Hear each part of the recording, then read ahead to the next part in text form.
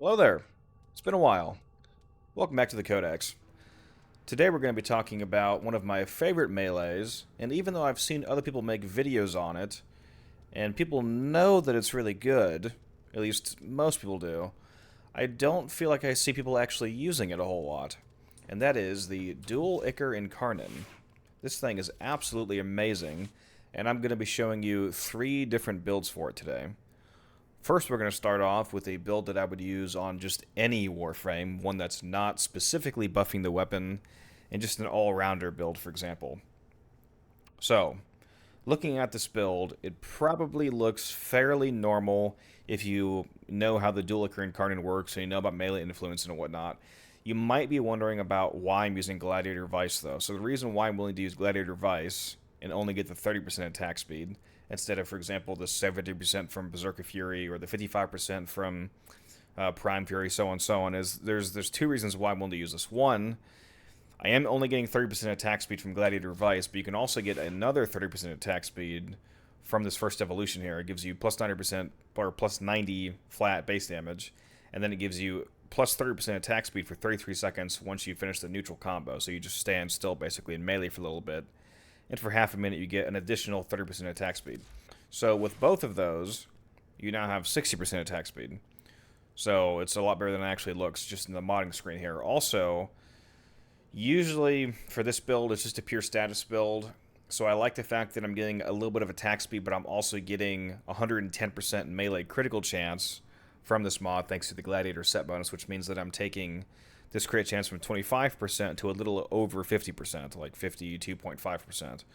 So I'm a little over doubling my chance to crit, which just gives me some more upfront damage output alongside the radial damage output of melee influence.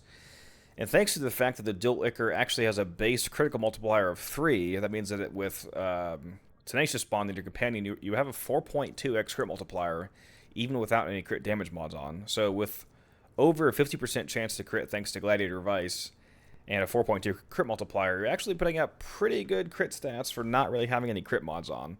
So I just think it's a nice bonus on the side. So this is a viral electric melee influence build. We got Weeping Wounds here to massively increase our status chance. With the evolutions I've chosen, this thing has like 49% base status chance, so by the time this is stacked up, it's over 200%, so every single hit is 2 or 3 status effects per hit, which when you stack that with the cloud that the Incarnon mode makes and all that, it's absolutely insane. As with any melee influence build, you definitely want to be using a primed smite mod, because this will double or sometimes even triple dip, depending on the circumstances, the status effects the output. And it's an absolutely insane damage increase. So definitely use that. Speaking of the evolutions that I mentioned, so the way that the dual Ichor Incarnon works is that you hit 6x combo, and then you heavy attack, and then you go into the Incarnon form, which gives you 100% extra melee damage, 20% sprint speed, 20% parkour velocity, which is really nice, by the way. It makes you feel much better moving around. And the really important part is that kills create a toxin damage field. That toxin damage field that's left behind, it scales with base melee damage. So that's why I'm using Prime Pressure Point and not Condition Overload, by the way, because Condition Overload would obviously be a lot more upfront damage, but it doesn't scale the cloud that this makes, so you want to use Prime Pressure Point. It also gets the extra 100% melee damage from this Incarnate Evolution itself, which is nice. And melee influence kills trigger that toxin damage field. So if you kill enemies that you don't actually hit at all, like they just die from melee influence procs carrying over to them, the electric procs, for example, they will die and then create another toxin damage field, and that toxin damage field will inherit your elements, and it can kill another enemy, and then it creates a new cloud, so on and so on, and this just turns into a radial nuke, essentially. It's absolutely incredible. As for the evolutions that I chose, the first one, if you're not playing a Saryn, and you'll know what I mean by that later, if you're not playing a Saryn, I would take this one, which is plus 90 base damage and then plus 30% attack speed when you finish the neutral combo. For the second one, the only one that I would take is the plus 0.6 range. I don't think you need combo duration, because you can just get combo duration by putting Arcane Dexterity on your guns, for example. You could also run Naramon if you really wanted to. The heavy attack wind-up speed doesn't matter. This is a combo weapon, not a heavy attack weapon. And for the third evolution, you absolutely want to take the base status chance increase of 34%. This is fucking insane. I mean, this is actually insane. on this weapon for the build they were using. The other two are not nearly as good. They're completely useless compared to plus 34% base status. This is base status chance, which means that mods scale off of this. So your Weeping Wounds is scaling from this, like from the 49% that this makes the weapon have, which is ridiculous amounts of status damage output. So let's go ahead and go show that. Again, this first little gameplay clip here is going to be just the dual Ichor Incarnon performance with no buffs. So let's go ahead and hop into Steel Path Kuva Fortress Survival and see how this performs. Set off the alarms to draw the Kuva Fortress especially is a really nice showcase for this weapon because this weapon really likes enemy density, because the denser that the enemies are packed together, the more those overlapping clouds have effect. So I just brought Revenant in here just to easily stay alive without thinking about it, and just showcase the weapon by itself. So once you get up to that 5x or 6x mark, whatever it is, you can go ahead and activate that Incarnon form. Yeah, it's 6x. So let me activate that free TennoCreate heavy attack. And there we go. And now we're in the Incarnon form, which you can see is a 3-minute timer up top here. So now you see those toxin fields all around me. And those are where the big damage comes from when you pair that with melee influence. Because again, melee influence triggers those, which is absolutely insane.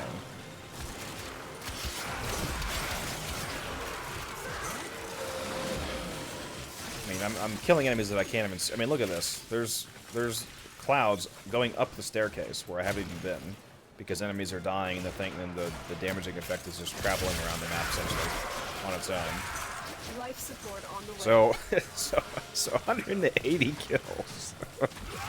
180 kills in a minute, and that's actually insane. I didn't even think it was going to be that high, because that actually felt like there was some downtime there. But yeah, 180 fucking kills in 1 minute with melee only, with no buffs, literally just the weapon, no ribbon, no Warframe buffs. Let's go ahead and turn Nourish on, just to show what that is like if you do add a little bit of buffs.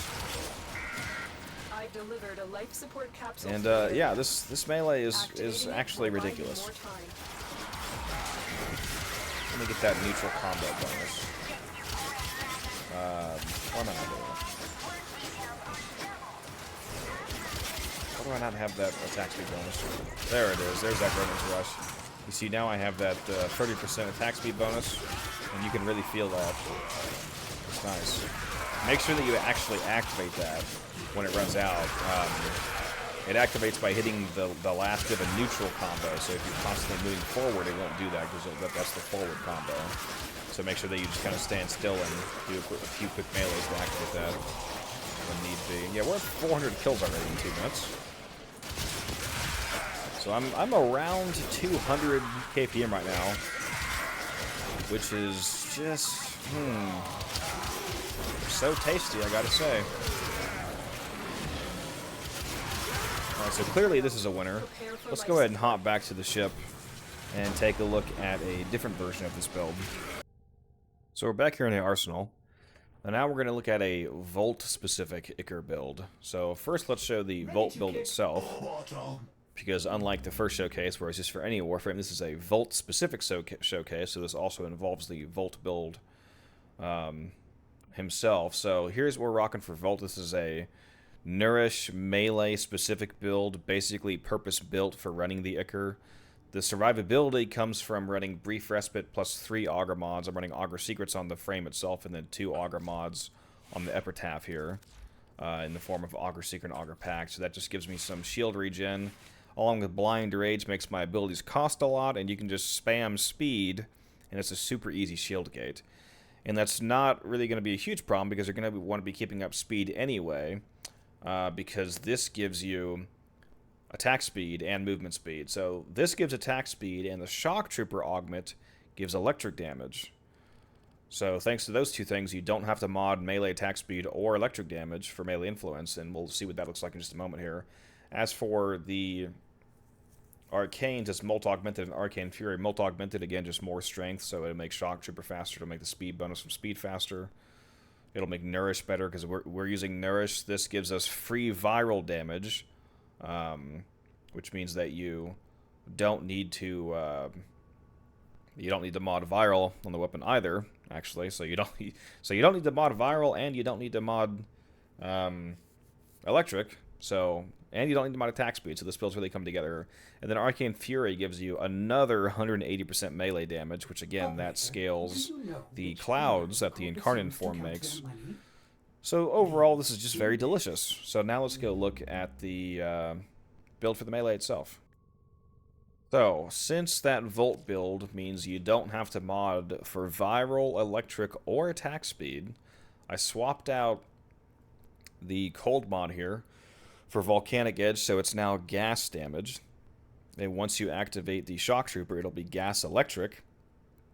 And then when you pop Nourish on top of that, it will be viral gas electric. The reason why I switched to gas is for two reasons. One, I didn't need to keep it on viral because I'm going to have viral for free, and I don't need that much viral waiting. And by changing it to gas, we now have two different damage types, electric and gas, that both scale with the damage bonus from Melee Elementalist. There's extra 90% status damage, so it's just more damage, just adding more elements to the build here. So what do we put in these two extra spots here? Because we have two open mod spots from not having to run attack speed and from not having to run the electric mod. So since you do have two open spots, you could go full upfront damage investment and you could run Blood Rush and Organ Shatter, because now you can actually afford to run a crit chance and crit damage mod, and this would make your crit chance go over 100%, and you now have, with Tenacious Bond, 6.9 nice critical damage multiplier. You could do that, but honestly, in my opinion, I feel like between the insane attack speed that this Volt build has and the massive status output, I would rather have the crazy range from running both Prime Reach and Spring-Loaded Blade. Because I think it's hilarious to have a 7.9 meter range on this weapon. So I'm going to showcase this version of the build. So again, let's hop back into that Steel Path Kuva Fortress and show that off. Then steal their Kuva catalysts. See how much insane amounts of energy I get from this energy pad with Nourish Up. I go from 140 to 400 in one burst. Gotta love it. So when you're playing this Volt, keep in mind that you can't put your shield down, and you can grab it and hold it in front of you. So if you want to do a full rotation on this build, you pop your shield, keep speed up, pop Shock Trooper, keep Nourish Up, and then you have all your buffs up. And you'll see that this is ridiculous.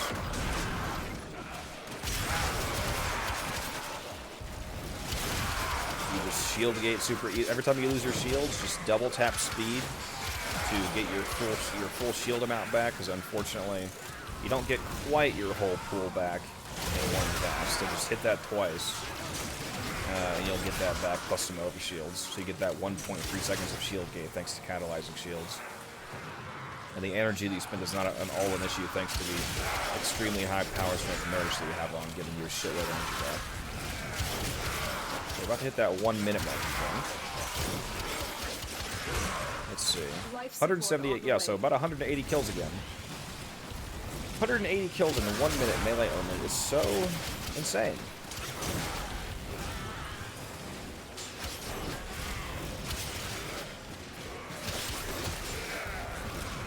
And yeah, you just keep that rotation going. I lost my shield, so if I want, I can put that down again, pick it up. It makes me completely immune to all damage coming from whatever direction I'm facing, basically. Or at least projectile-based damage. I've delivered a life support capsule to the area. And then you just go on a killing spree. You can see the procs occurring around me just kill absolutely everything. And again, this is the amount of damage that I'm doing with having 2 of my mod slots dedicated to just range. So imagine if I was going full damage investment, what kind of numbers you'd be seeing. Because I could have kept on both electric mods, for example, and just beefed up the electric transfer damage from melee influence. Or I could have done both of those crit mods. I will say, for the purposes of Acolytes, if you want to use this as an Acolyte killing weapon, putting on both of the crit mods will make it much better at killing them, since critical multipliers do help to bypass damage attenuation.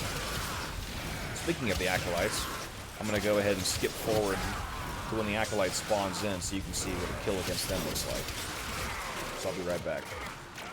Another Well, life looks like support we have the capsule Stalker is now spawning in, available. so I guess we'll show that as well.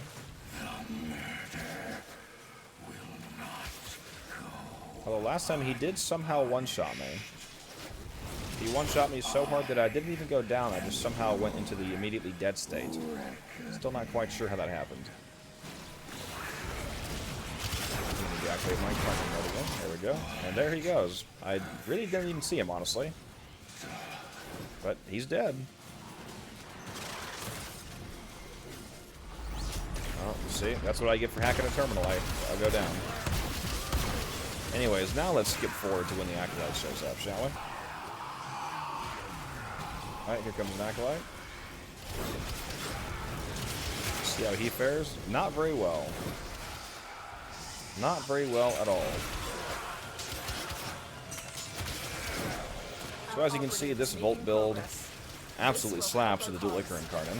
So now let's go look at the final build of the video, shall we? So, saving perhaps the best for last, the dual Ichor Incarnon feels right at home using it on Saryn. The interaction that those clouds have with Toxic Lash is so delicious. First, let's look at the Saryn build. You guys have already seen this if you've seen my other videos that involve her. It's my just normal Umbral Saryn build. The main points of Saryn that have to do with the dual Ichor Incarnon is Venom Dose, plus Toxic Lash, giving free corrosive damage and toxin hits on the side. Along with on my build, I'm using Comet Discipline and Avenger, so I'm also getting a free extra 45% crit chance.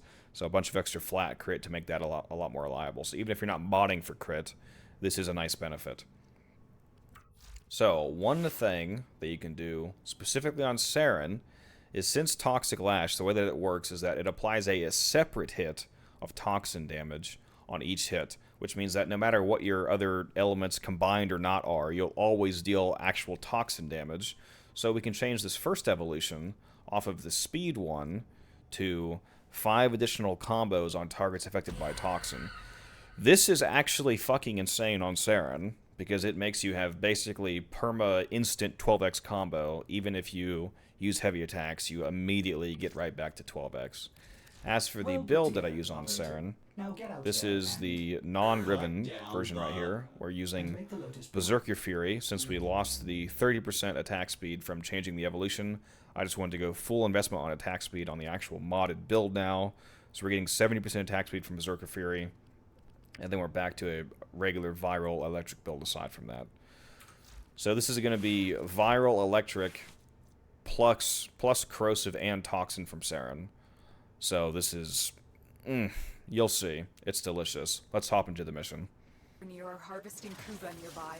You also have Sound those the alarm spores, to of draw course. them out, then steal their Kuba And those will be catalysts. constantly spreading around. Predictable. As expected, Grenier have shut down the environmental systems. Come on, enemies, come get Sending me. modified life support capsules. Use these to sustain your environment or attach Kuba catalysts to begin harvesting. And you can see I'm already at 12x because the combo stacks ridiculously fast with that 5 extra hits against toxin-impacted enemies. Incarnon evolution. Let's go ahead and get my spores out here. Start those spreading. And I am, of course, using a Tau Forged corrosive stripping shard on my Saryn for that 98% armor strip, so that's another part of this build being effective. So yeah, enemies are dying all around, so now you have spores spreading everywhere and those clouds spreading everywhere. Plus the free corrosive damage, plus the free toxin damage, plus the extra crit from Avenger. Oh yeah, we're cooking right now, guys. We are absolutely cooking. And here we come up on that 1 minute mark again, and again 180 kill, 186 kills. It's funny how consistently we keep hitting that 180-ish KPM mark, isn't it? Which again is absolutely insane when you're considering the fact that this is melee only. And this is by far the highest damage build of the 3 that we've shown. The Volt build is absolutely amazing, and it's very fun to use and very fast. It's funny how fast the melee attack speed is. But in terms of insane raw maximum damage output, this is by far the highest. And it has 0 issues dealing with Acolytes. As we'll see in a second here. And I'm curious how many kills I hit by the 2-minute mark, so let's take a look at that first. Dang, I lost all the enemies. Where'd they go?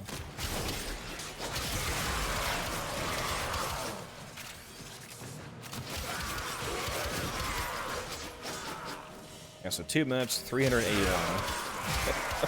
That's... Oh my god. Yeah, so... Yeah, we really are almost getting 200 KPM. Oh, it's so good. Alright, let's, just to save you guys some time, let's skip ahead to the Acolyte kill here. Alright, so here comes the Acolyte. Watch me, lose and regain... I'm gonna use a heavy attack here. Lose and regain my combo, like, instantaneously. Because of that Oxen interaction.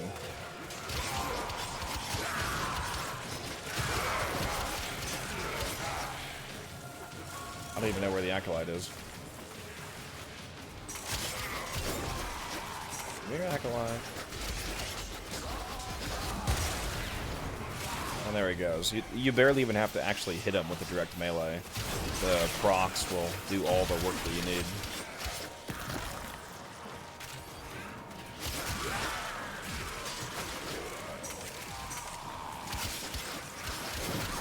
But, yeah, there it is. It's disgusting. We're almost at the 5-minute mark here. We'll see how many kills I have at that point. Let's just keep on murdering here.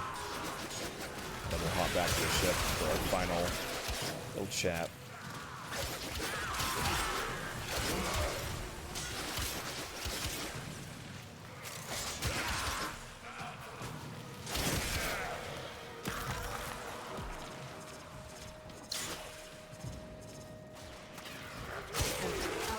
Is making progress.